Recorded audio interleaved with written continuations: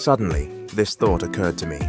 Time travel means moving from one point in time to another in the past, present, or future. Aren't we all moving from day to day, from year to year? So, doesn't that make us all time travelers? It's a silly and pointless thought, but this pointlessness makes me curious about how scientists are trying to help humans travel back in time to see how big mammoths really were, or how the pyramids were built, or to the future to find out if flying cars exist, or if robots are really as smart as we imagine them to be today.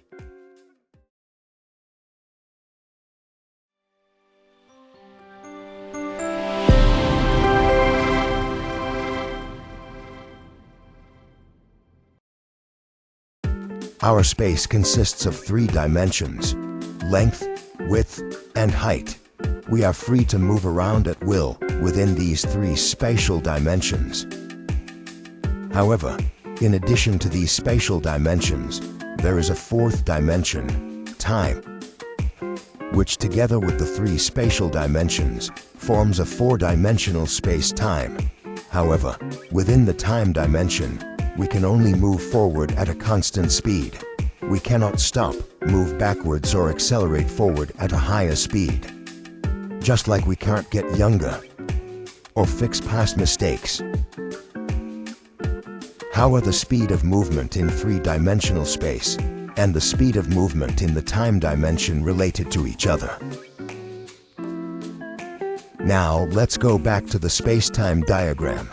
If you stand still or move normally in the 3 dimensions of space, you will still move in the time dimension at its normal speed. If you move fast enough in space, you see, you have slowed down in the time flow. The theory shows that if you move fast enough in space, your speed in the time dimension will decrease. The faster, the slower the speed in the time dimension. So we can see a rather interesting relationship, that the faster you move in space, the slower you move in time.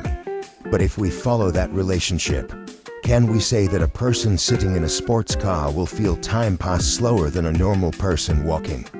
If we stay in a sports car forever, will the sports car driver stay younger than the normal person walking? Truth is exactly like that.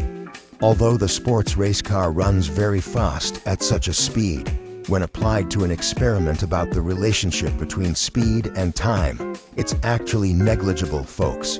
The time difference that occurs here is insignificant. It's too small for us to perceive any noticeable difference. Let me tell you another story to help you understand that what I just explained is indeed true. Have you ever heard stories about our astronauts who, after spending a long time traveling through outer space, return to find that their loved ones, their spouses, or most noticeably, their twin siblings have aged much more than they have? This happens because one person is moving very fast through the space, while the other moves much slower on Earth. They travel at vastly different speeds through space, and in this case, the speed is significant enough for us to perceive the difference. Astronauts, traveling at extremely high velocities, experience time moving slower for them. So when they return, they appear younger compared to their peers born in the same year, who remained on Earth. Many astronauts have undergone psychological treatment after experiencing this significant time difference. What I just explained is actually much more complex in reality. I simplified it into a story so we can enjoy the fascinating aspects of science. Sometimes, skipping over the mathematical equations and complex physics theories can be quite effective, don't you think? In theory, time travel is that simple. So why haven't we humans achieved it yet?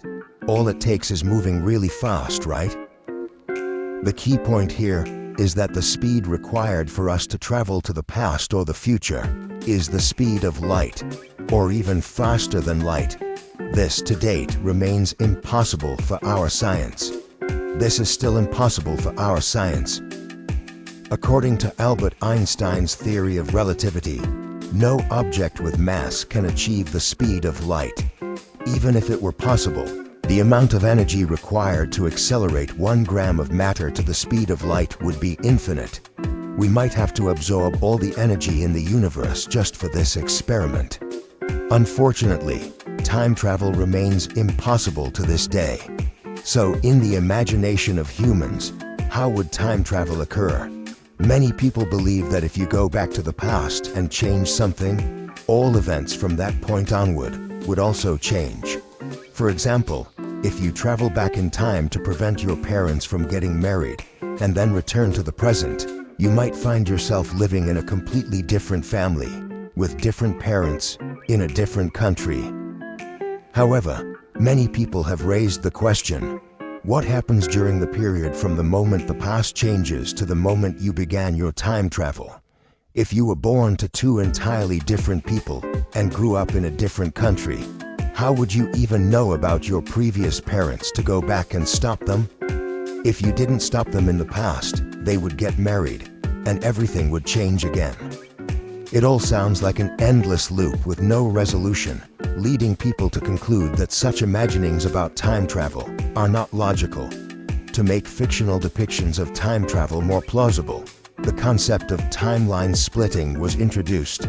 Returning to the earlier example, at the moment you stop your parents from getting married, the timeline splits into a separate branch.